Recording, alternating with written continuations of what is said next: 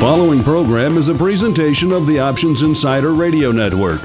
For more programs, visit www.theoptionsinsider.com or search for Options Insider Radio in iTunes.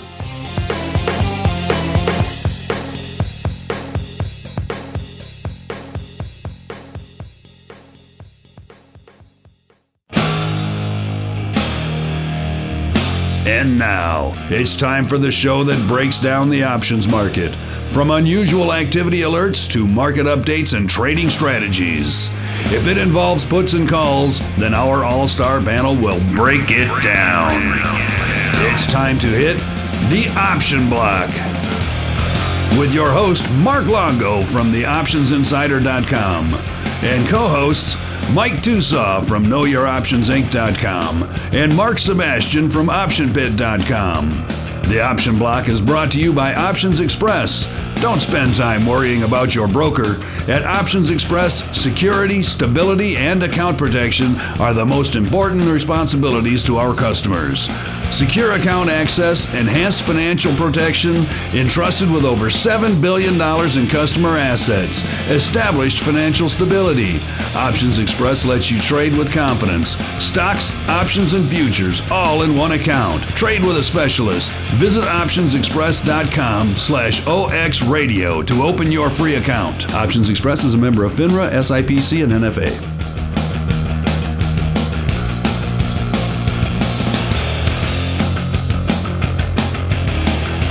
And welcome to another exciting edition of the Option Block.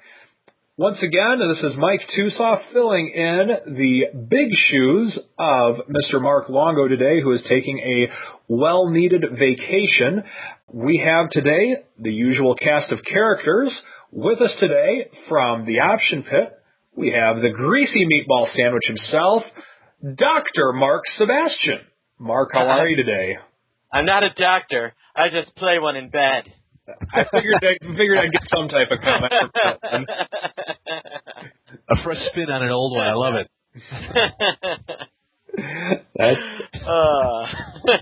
And from Options Express today, we have Mr. John Griegas. John, how are you today? Doing good. Good to have you hosting. It's my first time with Longo, not steering the ship, but I think we're in steady hands with Mr. Tusaw. Yeah. Well, I'm going to miss that. And welcome to the in between every single thing. It's hilarious. Gotta have it. I'm all about the intro and outro, but I love the big welcome. And welcome to the. He sounds like the announcer at a Bulls game or something like that. It's hilarious. He does have a great voice, though. I'll tell you. Yeah, he does. It's a beautiful baritone voice. It's him, Isaac Hayes, Barry White, Michael Buffer. Don't forget Michael Buffer. You gotta love him. Hope he doesn't meet the same demise as those guys. So that's my only fear. Very good, very good. Yeah. And speaking of fear, they say that when gold and silver rises, that it could mean fear in the market. I was looking at silver today, and I'm convinced the way with which we're going to solve all the world's problems, the deficit, healthcare, and just problems in general, I'm just going to tell everyone to just buy silver the way it's going up lately. Is this not the craziest thing you guys have ever seen, or what? It's irrational exuberance. To coin that phrase, you heard it here first. 42.11.5. Like I said, when I think we started the podcast, it was under $42. So it just, if you look at an intraday chart, it is just an uptrend day. I mean, don't try to short it. The shorts are just getting crushed. Man, where do you see a top in this? Is anybody a technical person? I don't have any type of area where I see resistance. I have no idea. I mean, the next level of resistance is at the 50 level, where the Hunt brothers did their thing 30 years ago. I mean, right now, we're at Know Your Options. We're collaring silver right now, and it's just ridiculous in that we just keep rolling up these collars. I mean, we're participating to the upside on it, but it's like a job in and of itself. It's like, so what are you going to do today? Well, we can analyze the market. Oh, wait, I got to take care of the silver collar again. It's like becoming the daily task of having to roll up the collar so much because it's going up so high. Yeah, I mean, when you see a move of $1.90 almost today, I mean, come on, that is just obscene. Almost 5% today. Oh, it's something else. And so, and we were talking about this a little bit on Monday. But if the ratio that a lot of people say that gold and silver should be either 15 times, gold should be 15 times as much as silver or 16 times as much as silver. I mean, if that's the case, then silver's got to run up to around quite a bit more. I don't buy into that junk. That is ridiculous. Here's an interesting thing. Gold. Hey, John, what? Can you give me a closing price for gold right now? What was the gold closing price? Let me take a look. June gold, front month gold, which is not keeping up with silver on this current rally. 1475 half up, 1990. You got 45 minutes left to trade in day. What was that price per ounce? 1475.50 per ounce. 1475.50. I'm just sitting here doing the math on the value of the gold in Fort Knox. There are 147.3 million ounces of gold in Fort Knox. Did you know that? Did not know that. Let's think about this. Currently, that equates to, let's see, 1, 2, 3, about $217 billion of gold. Interesting. Think about this. When gold was at 1,000, that was only like 147 million. So the government just sitting there holding this gold, all right, has made about basically $70 billion just on their Fort Knox investment. Interestingly enough, that's about half of what they cut out. That was about half of what they were arguing about in the budget, and the amount of Fort Knox that we have. That equates to, think about this, we have a $1.5 trillion budget. So all the gold in Fort Knox, okay, accounts for 1/7 of what we're burning through in a year. Think about that. So a little less than every 2 months, the federal government spends all the gold in Fort Knox. What do you think about that? It's amazing. It's amazing. So I guess the gold standard is we can't do that anymore, huh? We only have enough. Interestingly, you bring up a good point at Fort Knox. There's a great 60 Minutes, I think it was out about a year ago, where they have film footage when they actually went into Fort Knox in 1979. Do you recall ever watching that? But some conspiracy theorists believe that gold no longer exists in Fort Knox. It's already been spent. Then we wouldn't be able to fund the government for almost 2 months. We wouldn't be able to do that. Wait, the Treasury. Never mind. Yeah, exactly. They just print it. Yeah, no kidding. Make it work more efficiently.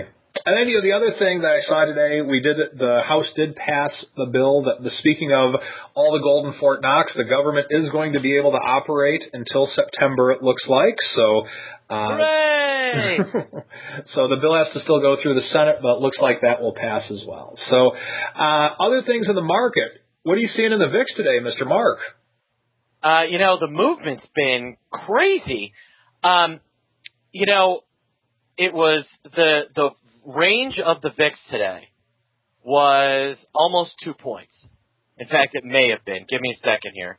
The range of the VIX today, its high was 18.08, its low was 16.08. The VIX closing 16.125 basically percent, had a range of 2%. The vol of vol, the IV of IV, is crazy high right now. It's just IV itself that's low. So, interestingly, I've been watching an implied volatility of the VIX, the implied volatility options, was creeping and creeping, and now it's starting to actually fall a little bit. But making hedging with the VIX right now just an incredibly inexpensive proposition, I think. I was doing some analysis on SPX puts versus VIX options, and the VIX is just an incredibly inexpensive hedge right here. So, it's just I can't believe the way we're moving around like this. It's incredible. So, do you follow the oil volatility index at all? The OVX. It's the OVX. You know what? I haven't been looking at that as much. it definitely, I mean, it's been on its way down. Oil vol's falling. The new one they just listed, GVZ, which is the gold volatility index. Yeah, GVZ, and I was hoping there might be a silver one. I was looking, that's when I found the gold one today. They just listed the GVZ. I am really shocked. The only reason why I think this thing isn't trading actively is because they posted too wide of markets. I think GVZ, if you're a gold trader, is an awesome product. I think the OVX is an interesting product if you're an oil trader. I think they both have a great place in I think probably GVZ is a better product in theory because GLD is a better product than the oil OIH. Yeah. Not OIH, it's USO. USO. USO is not a great product. GLD is, and GVZ I think is a really interesting product. I just for giggles, I bought a one-lot call in May on the 16 calls, which is where the at the money was trading at the time. And the market was actually really tight, but it just was posted really wide. I think it's interesting. It has GVZ has a similar contango to the VIX, but it's not nearly as steep. So, yeah, May is trading higher than May cash, June higher than June, July, so on and so on, but they're a much tighter spread than VIX. So, it's real interesting. It's a really interesting product. I got to imagine if those two products take off, they're just going to continue to come out with more. I mean, it only makes sense, right? Yeah. I mean, if I see the day I see a couple thousand contracts in GVZ go off is the day that I buy SIBO stock. Yeah.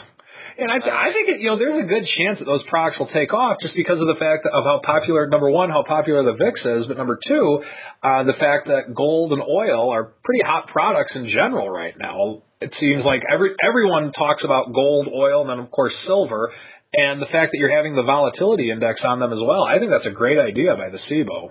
Oh, yeah, absolutely. And actually, I think it's actually a better hedge than VIX. One of the interesting things about gold is that the volatility moves in a very weird way. I think we talked about this on Monday. Yeah. When gold goes up, vol goes up. When gold goes down, vol goes down. It's only when gold sits that vol drops. So I think it's an interesting product. Is it the same way for the oil too? Because I kind of, I was watching that and I bought some puts last week in oil because I thought one, vol was low, and two, I thought it might start to turn there.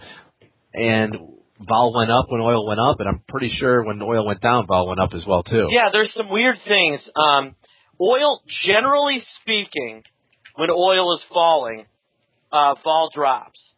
But when we're in kind of this weird oversold and there's some fear or overbought, because oil's overbought, there's clearly no reason for it to be trading this high.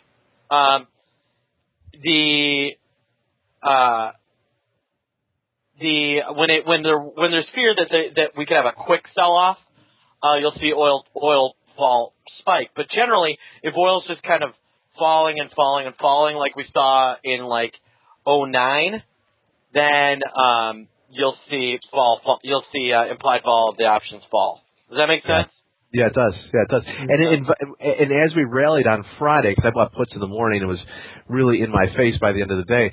The vol was going up and the market was going up, so I could see the tipping point was nearing, and they were expecting some type of move with the move up that day. So what you're saying is you sold the bottom?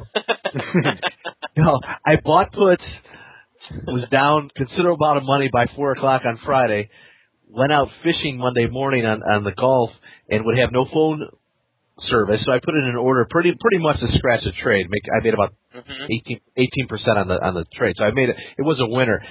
But then I came home. Oil's down $4. Let's see where I could have sold it. Oh, I could have sold it for $4,000, and I sold it for $1,200. So disappointed. That would have paid for the vacation. Yeah. So the rule is don't ever take vacations, and always be by a computer. Always have internet connection. Yeah, that's a sure way to keep the wife happy, I bet. Yeah. So, all right, and that will conclude our trading block for the day. And let's dive right into the odd block.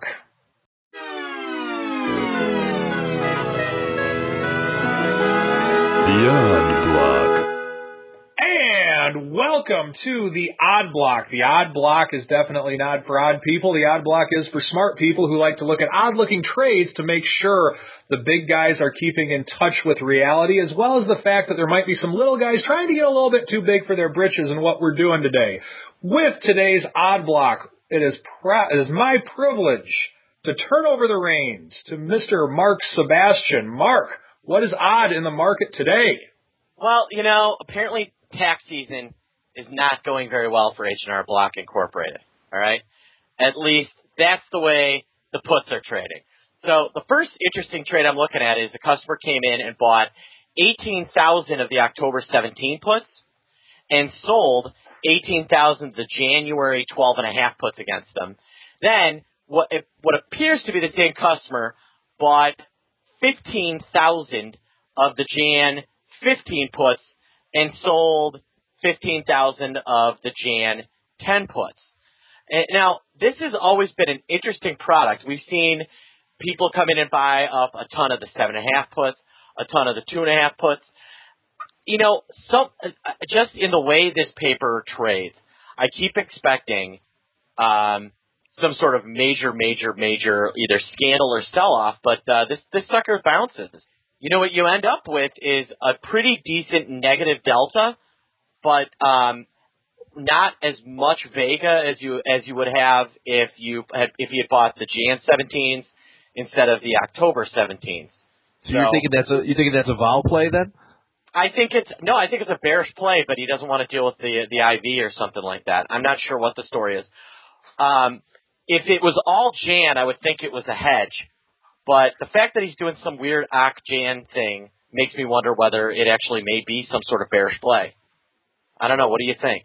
Well, maybe after all these tax returns come in, H&R Block falls off it goes into maybe it's something cyclical that he's seen in the past that he's setting up for a high probability trade to the downside. I mean, it makes sense if people are wrapping up their year-end tax returns, and like you said, we get the extra 3 days this year, so maybe you see something happen later this year. Yeah, that's a possibility. I mean, we're literally it's almost near its 52-week high, and it's just it's real interesting. I'm wondering whether they're worried about some sort of Dodd-Frank payday loan thing against them. Does that make sense? Yeah, possibly. The other thing that I'm thinking with a company like H&R Block, it seems to me like it's getting easier and easier to do this stuff online.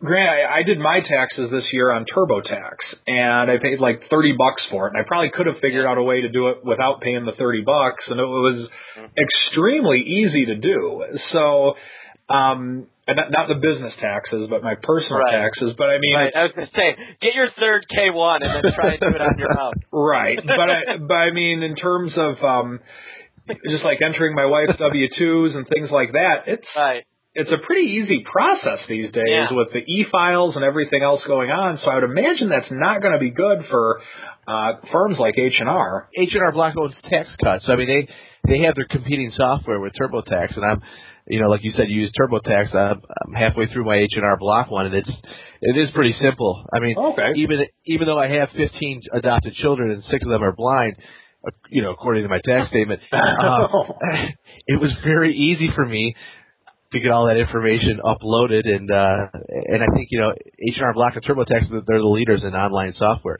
And I don't mean to jump to another trade, but I did have someone mention to me, and this may have occurred Monday. You guys may have talked about it, but was there a big SLV butterfly that went up either on Monday or yesterday? The 25 puts. Or we were talking about those 25 puts. Yeah, there was a huge one that went up. Like 100,000 times, $1 million. It wasn't a butterfly. It was a big put spread that they wrote about in Bloomberg, and it was just some big silver holder hedging against an extreme downside move. Looked like some guy that had bought in at 19 or 20 and wanted to make sure he at least kept some of his nut. So do you know what the put spread was or what the strikes were? It required a 37% down move in order to end up in the money. I don't remember exactly what the strikes were, so I want to say it was the 28 or the 27, something like that. 28 sounds like what he was mentioning. Yeah, and it was obviously anybody who's really thinking silver is going to go down is not playing in an 100,000 SLV contract. They're selling the futures. So anything SLV at that size is a hedge. So that's my opinion. So, interesting. Now the other one is LNG. That is Lima November Golf. It's Shinery Energy Incorporated. That's Cheniery. So Shinery, something like that. It's probably some town in Wyoming that I should be spelling properly. Let's see, where are they headquartered? They're in Houston, Texas. Guy came in and bought on a line that has open interest of about 700 contracts, 21,000 of the September 12 calls, paying from 70 cents up to 85 cents. Obviously, and if you look, he ran the vol up significantly. Those options have had a vega of about 2 cents. So that 15-cent run-up was a 21 point increase in applied volatility. So huge run-up. At this point, if I was going to get bullish, this type of thing, you would think that there'd be much cheaper ways to play this. But he obviously thinks this one is going north. So kind of an interesting little play. And that will conclude today's Odd Block. The Express Block, brought to you by Options Express. Options Express lets you trade where and when you want for every level of trading. From advanced charting, free daily trading ideas, and free educational resources, Options Express is the online broker for all traders. Best of all, Options Express allows you to trade stocks, options, and futures all in a single account on powerful yet easy-to-use trading platforms, including mobile devices. Visit optionsexpress.com/OXradio for your free account. Options Express is a member of FINRA, SIPC, and NFA. And welcome to the Express Block. This is the section of the show where we sit back and listen to John Griegas from Options Express, and he tells us about what's going on in the world of Options Express, as well as how great his vacation was. So with that, I'd like to turn it over to John. Well, thanks for that introduction, Mr. Tusa. Mr. Longo better watch out because somebody be nipping at his heels for his job. You're doing a wonderful job today. That's right. I just got back. I flew in from Florida, and boy, are my arms tired. Again, I'll reiterate, as I have before, I'm not sure why we choose to do derivatives trading in Chicago or why it seems to be a hub. I know back when the SIBO invented options or was the first options or derivatives exchange, it made sense to have a floor presence. Now being on the floor, I think last month, and saw how much diminished the floor presence is now. 88 and sunny, 91 sunny, 10-day forecast, nothing but sunshine. Some people up here say, hey, you're going to get tired of it if you ever move down there. I really can't see how that's possible. 7 months of winter in Chicago and getting locked in the city of Chicago on was that February 4th and having to work 12 hours, sleep for 7, and then come right back in. You just don't have that problem in Florida. So it is good to be back. I had a good visit down there, but now it's back to work. What we're seeing at Options Express and on the trade desk, we have spoken about this before during the Express block of the option block. Forex, we're getting a lot of questions. We've been talking about it on the podcast, and customers have been inquiring about it. Today was the first time I got to see the test environment. I took about 2 to 3 hours today, tested the new Forex trading platform. If you're not familiar with Forex trading, it's really hard to describe. I say liken it to futures trading in the fact that it's highly leveraged. And if you've ever traded currency futures, then you have another leg up on understanding Forex in that you can take a position on not only the euro-dollar pair, but the euro-Swiss franc, the euro-yen, the Kiwi, and actually there's about 22 pairs that we're going to offer, and there's, I guess, even more than that, but 22 are the main ones that Forex traders are looking for. And as simple as, if I think the euro is going down, it's trading around the 144 handle right now. I think it may test the 140 handle. You just go and sell the euro-dollar pair.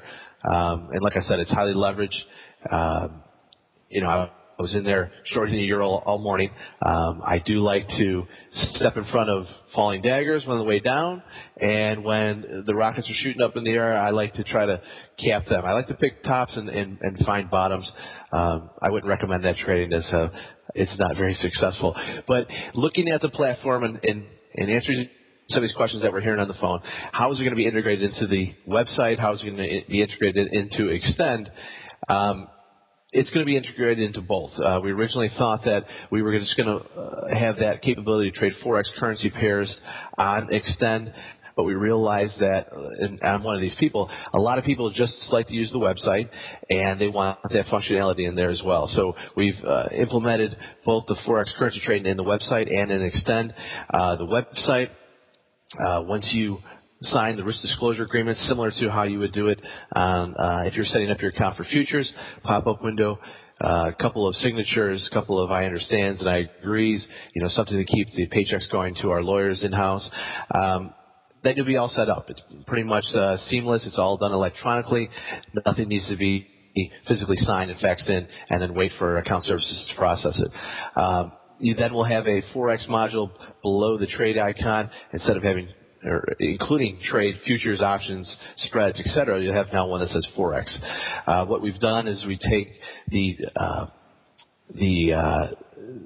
trade ticket from Extend and somewhat superimposed it or embedded it in the web-based platform. So the way you trade on the web and on Extend is going to look very similar, which is nice because if you get comfortable with one, you can easily migrate over to the other. So if you're trading on the web all day and you see how it's done on Forex, you can move back over to Extend without any issues. What I like about Forex trading, and I almost wish that they had this capability for futures, is one-click trading. There's a bid ask. If you click the bid, you're short immediately. There's no preview. There's no are you sure. There's no click and then yes, this is what I want to do. It just fires in an order. You're filled. It's tenths of a second. Another thing I liked is that the buckets in which we keep money are similar to futures. You have a futures buying power, you have Forex buying power. You can seamlessly move money from your security side into your Forex buying power electronically on the screen without having to contact Options Express and request that cashiering journal will be taken care of. You simply go on, allocate a certain percentage of your available buying power, or you can just simply type in a dollar figure. Once you allocate it, and again, this takes a couple seconds, it moves the money right over and you're ready to trade. So if you have a Forex account somewhere else, or you've always complained that you call yourself an all-in-one platform, but you just missed, the biggest market out there, because they do say that, capital-wise, Forex is, dwarfs options, derivatives, and futures, I think, combined. Well, we're almost there. We have, right now it's in its testing phase. We'll probably do that for another 3 to 4 weeks, and then I think we'll go live. We are currently training all the brokers for the next 3 weeks. We have a specialized group coming in to train them, so like options and like futures, we should become experts in the Forex field.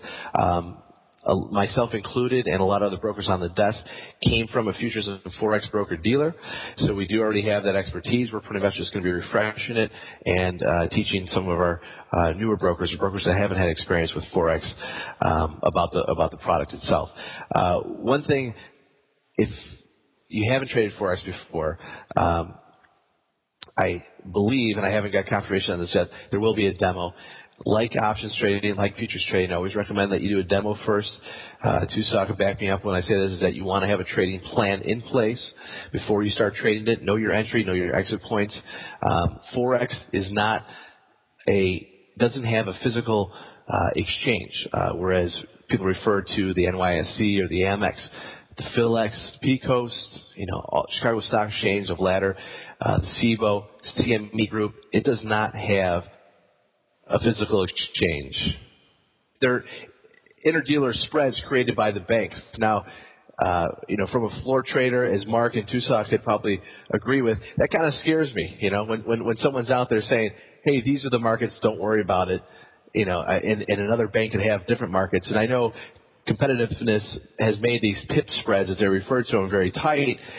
It still makes me nervous when an economic number could come out and they can widen their bid ask to whatever they feel like and pretty much trigger stops. So, like I said earlier, do a demo, get your trading plan down, know your entries and exits, and definitely watch out for those economic numbers where those pip spreads can go very wide and elect your stops, and pretty much, they'll take both sides of those stops and just pretty much make easy money. I don't know if you guys, I know Tucson said he hasn't had much to do with Forex trading, the currency pairs, but how about you, Mark? I'm not a huge Forex. The only play I've done on the Forex is like the ICE and the PHLX listed options. And it is a crazy market. I mean, just everybody I know, I hear so many horror stories about people going into Forex and just getting their lunch handed to them. I don't know if you hear a lot of stories like that, but, people talk about options blowing people up. My understanding is Forex seems easier and is even, like, scarier when it comes to trading. That's something I've heard on a couple of occasions. Yeah, I have too, and that's a question that I have for John. From my understanding, just recently, isn't the NFA now? Don't they regulate the spot market? That's correct. I mean, the NFA. And that's fairly recent, isn't it? Because I think that was one of the reasons that there was a lot of like what Mark had described. But isn't that kind of a new development in the Forex game? It is. NFA came in, I think, about 9 months ago. I think they kind of started sticking their nose in about a year ago, and then they said, okay, we're going to be the regulatory body that comes into Forex. We actually had to get approval from the NFA before we can move forward with implementing this product into our platform. And like Sebastian said, I have heard horror stories, but who hasn't heard that about any product? I just think that when you go into Forex, they make it so simple to trade. You want a euro to go down, you click here, you're done. That the level of sophistication of a trader that goes directly into Forex and not from options and futures, but starts with Forex, he's probably not as sophisticated as someone who has an options and futures background and then goes into Forex, because it makes it so easy. Maybe they have a couple small winners, like, oh, this is gonna, I'm gonna retire on this. I love to hear people say they're gonna do day trading to retire, and then boom, an economic number comes out.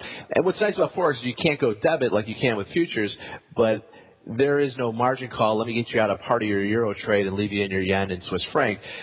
There's a margin call, and you're liquidated out of everything. So, there's some things you need to know before you start trading Forex. Yeah, I think what would be really cool, maybe something for Joe and Nina in the education department to do, is just have them do a webinar, perhaps futures versus Forex, the benefits and drawbacks of each of them. I think that would be a great webinar to have in the OX library. Yeah, very, very beneficial. I know Joe is currently working on, I know he's a big fan of the podcast. He must have heard the one about the CBOs, because he is working on an internal and external webinar on those. I don't think he's going to do the alpha options, because I asked him to do it and I got no response. But I think with the rollout of Forex, we're going to have multiple videos on how to use the platform, both web-based and on Extend, which is our downloadable platform, and also the basics of trading it.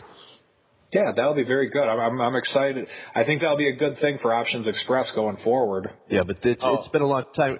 When I worked at Express Trade, we already had Forex there. Options Express had a small opportunity, and to get on board with Forex at that point in 2007, didn't take it. But if you look at the growth in Forex, in any like public company, you want to have a growth sector of your firm. Futures options. In Forex, there's growth involved, so, let's get involved. Yeah, very interesting, very interesting. Well, great. Is there anything else that we need to know about as to what's going on at Options Express these days? Anything that you're watching in the marketplace, or you're just buried in the Forex today? Buried in the Forex today, and I know you and I had talked before we started recording about silver. If anybody knows where the top of this market's going to be, let me know so I can start shorting it. I think I told you I had a couple orders in there to buy some puts, but I use our new innovative order type. It's called CIC, cancel if close. So as soon as I become the bid on there and it looks like I'm going to get hit, I pull my bid and run with my tail between my legs. So no, really Forex is really the only thing we have forthcoming, and then we'll get OX Social out to those international clients as soon as we can. That's exciting. Well, thank you for it, and that will conclude this edition of the OX Block. Now we will jump right into Around the Block. Around the Block.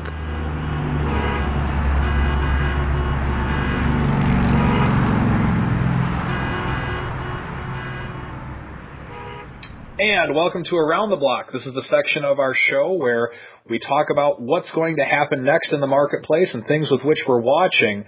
Let's start with you, Mr. John from Options Express. What are you guys watching over at OX? Well, one of the things I wanted to mention too in the Express Block segment that I didn't get time to. Too bad. Well, this is kind of around the block because it applies to this. It applies to tomorrow's expiration for April contracts. You guys have probably seen there's a lot of trading halts going on right now with Chinese companies. Apparently, the general accepted accounting practices, or GAAP, that we so strictly adhere to in the United States, they have no scruples about following, because there's multiple Chinese companies right now that are have halted trading, and it's important to know what happens when you own an option, and it may or may not be in the money depending on where it halted, or when it resumes trading, it may be deep in the money if you own a put. The ones that come to mind, the ones that a lot of our clients hold right now, CCME, CAGC, my favorite that I like to say, PUDA, PUDA, and then there's a Universal Travel, which off the top of my head I think is UTA. Those four companies are all halted going into April expiration. Okay, if they were halted at a stock price that was in the money for your option strike price, the OCC has abandoned automatic exercise thresholds, so they will not automatically exercise that option. Okay, even if you're not an Options Express client and you do hold a April option in one of these securities or another option that has halted, make sure you contact your broker-dealer and let them know if you want to exercise this option or not, because it is manual exercise. You do have to contact your broker-dealer. We have to give instructions to the OCC to manually exercise these options. Doesn't sound like a big deal, but if you own a put spread and you get assigned on that one side and don't tell your broker-dealer to exercise it, it's too late by the time you find out you're being assigned. Even last month for March expiration, we went in and without instruction manual exercise some of these people that we saw in put spreads. Otherwise, we saw they were going to get killed if the stock resumed trading at these lower prices, which most likely it will. Other than that, compared to last week, we do have some economic numbers coming out. We did this week, I should say, for the remainder. Tomorrow is what used to be called tax day.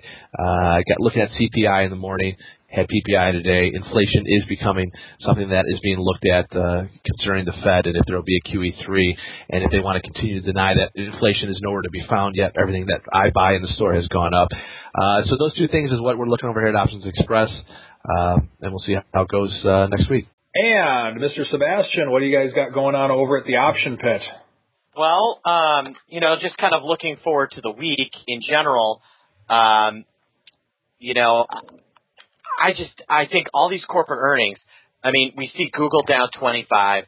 I feel like we're finally at that kind of, and I was writing about this for TheStreet.com today. I feel like it's December 26th. I feel like that's how earnings are going to be this time around. All this excitement, all this beating, all these expectations. I feel like expectations are so high that we're going to have a lot of people feeling like it's December 26th. I don't feel like it's going to be a really bullish earnings cycle. I could be wrong. But my feeling is even if they guide higher, it's going to take really, really good guidance to get any kind of pop out of any of these stocks. I'm generally bearish right here. Just kind of the way I'm feeling right now. Mike, what do you think? Well, it's hard to argue. I mean, we've had quite the run up. I mean, just look at the 2-year period I always look back to this, but 2 years ago, we were at 666 in the SPX, and we're over 1,300 right now. And the market doubles in 2 years. It's got to take a breath at some point, one would think. Now, Grant, I've been saying this for a while, but Yeah, maybe this will be the catalyst that will get us a pullback. I mean, in the SPX, I believe 1333 was the number that a lot of people were watching, and we've retraced from that a little bit. So with the earnings, it's going to be interesting, and I'm not getting uber bullish right now either. No, I'm not. I mean, I could see a little bit of a range, or kind of I don't think like we're heading for a VIX of 50, but some sort of kind of easy sell down. Not the crazy sell market, but maybe the kind of the long winding road down. Just kind of a muddling, slowed down market is something I could see for a couple of weeks. Yeah, the other thing that we have coming into the summer, QE2, who knows what's going to happen with that, whether the government's going to continue that or not, who knows. But then the other thing that it's a cliche, but at least it always it seems to hold true quite a bit. The sell in May and go away.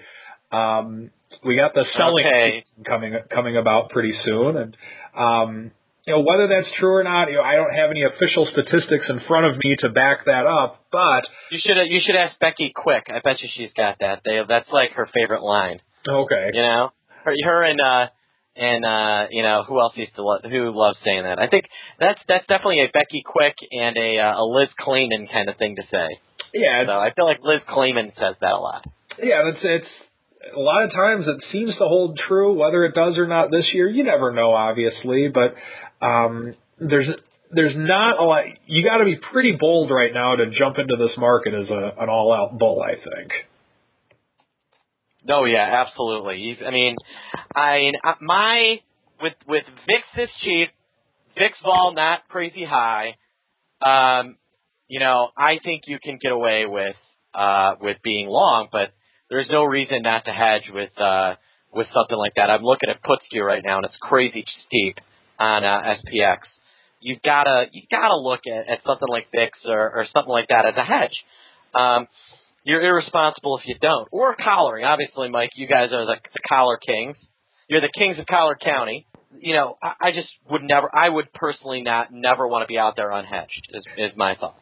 Yeah, a lot of the stuff we do is hedged, and for using the VIX as a hedge, though, I guess I'm not too much of a fan of that as an all-out hedge, just because what if we do get that one market where the market goes down and the VIX doesn't move? I mean, that is possible. I know that numbers-wise, it's typical. It happens all the time, and the people that hedged with the VIX back in 2008 did very well. But I guess to me, it's like. Well, you got to know how to do it. Yeah. You got to know how to do it. Well, and this leads me to what I would not do. I would not do it with nest egg money. I would not do it with nest egg money at all. If you're going to hedge your nest egg, buy puts. It's like you don't buy car insurance to insure your home. Interesting. Yeah. No, I mean for traders is what I trade. For traders, oh yeah, definitely. There's got to be all sorts of pairs and things like that, without a doubt. Oh, absolutely. It's interesting that we bring this up. I've got a couple interesting things going on. On April 27th, which is a Wednesday, TheStreet.com is flying me out to New York, and I'm going to be giving a presentation on using the VIX to hedge and speculate on your volatility risk. So it should be really delightful. I think it's going to be really interesting. Ahead of that, me and Jeff Augen are meeting on Option Pit on our website. He's coming on for about an hour next Thursday, and he and I are going to chit-chat and just kind of rap about using the VIX, the gold ball, all sorts of interesting subjects. But the Street event is free, but if you want to hear me and Jeff talking, you got to be an Option Pit client or have the last name Tusa. Oh, wow, that's cool. I know. That is cool. That's the type of people we are. That is good. Is there anything else going on over at the pit that we need to know about? No, that's about it. That is good. Not to make it sound like that was not enough. That's quite a bit. That's very impressive, and hopefully a lot of our listeners can benefit from that. With that, over at Know Your Options, we do have our weekly webinars coming up this Sunday night and Monday night. We're excited about that. For more info on it, go to knowyouroptionsinc.com. And it's been a pleasure doing the guest host role again. Hopefully I did it only half as good as Mark Longo typically does. Oh, you did it great. And then with that, we're looking forward to having the man himself. We gotta come up with a nickname for Mark Longo. He rips on us all the time. We gotta come up with. I still like Longloid. Okay. And I'm sure we could come up with a few other things, but give me a weekend. All right. Yeah, that'll be your assignment for the weekend. So, but all right. With that, folks, it has been a pleasure to be with you today. For more info on what's going on at Options Express, go to optionsexpress.com. For more info on what Mark had talked about, go to optionpit.com. And for more information... Couldn't resist that one, huh? And for more info as to what's going on over at Know Your Options, go to www.knowyouroptionsinc.com. Folks, thank you for listening today, and let's have a successful trading week. Become a part of the Option Block. Just visit www.theoptionsinsider.com/forum to post a question for the hosts. You can also submit questions to twitter.com/optionblock or leave a voicemail at 312-544-9356. Make it interesting and your question just might make it on the air. The Options Block is property of the Options Insider Incorporated. All rights reserved.